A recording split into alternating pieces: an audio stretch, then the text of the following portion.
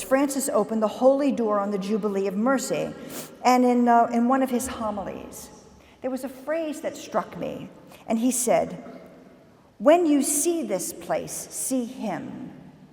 When you listen in this place, hear him." In all my years at the station, and that was, as Bishop said, 33.65 years, nearly half of my life on air was spent in the early dawn hours. I anchored the early morning news, and I would find myself in the car in those really early morning hours, like 3:30, 4 o'clock in the morning, all dark, quiet, and I would find my mind turn to prayer. The world's struggles are so great, and I'm reporting to a public that in some cases has to even cover the ears of their children so they don't hear.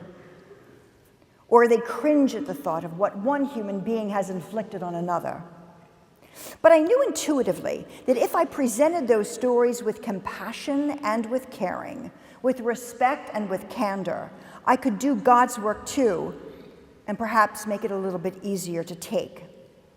So my prayer was this: Dear Lord, when they see me, let them see you.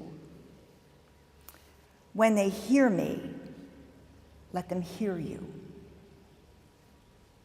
Gentlemen, on any given day, our world feels as if it is spinning out of control with ugly words.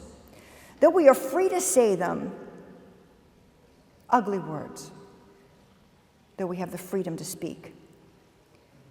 In a world with an aberration of behavior, all in the name of worship, the desperation of want, not necessarily for money, but want for peace in households where a child is sick or maybe a child is drug addicted, and an ever-encroaching fear that seems to be permeating every moment of our lives. I share with you my personal story on this morning, and it's my personal story of faith helping me navigate through what could have been very treacherous waters. Those who you encounter, though, men and women, have those stories too, but perhaps without the tools of faith to handle it, let alone teach it to their children. When you prepare to stand in this place where I am standing now, know that you will have an audience that is really eager to learn something. Teach them how to speak to their families. Teach them how to forgive. Teach them how to pause, to hear the divine, so that they can have the practical strength of spirit that allows them to find peace.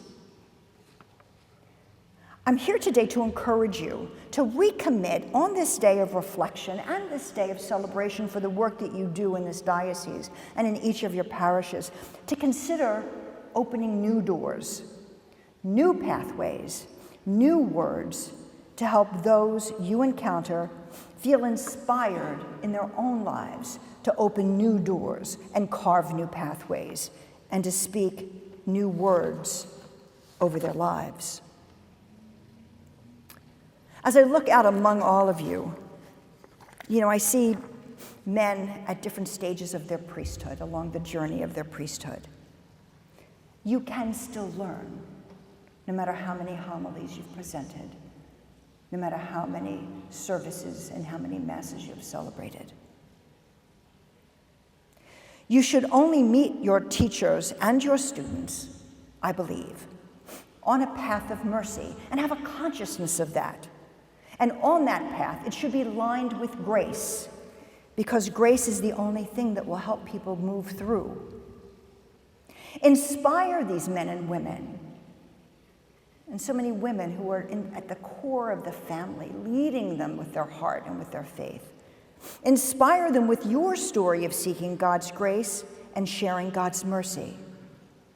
Let your prayer be, Lord, when they see me, let them see you. Lord, when they hear me, let them hear you.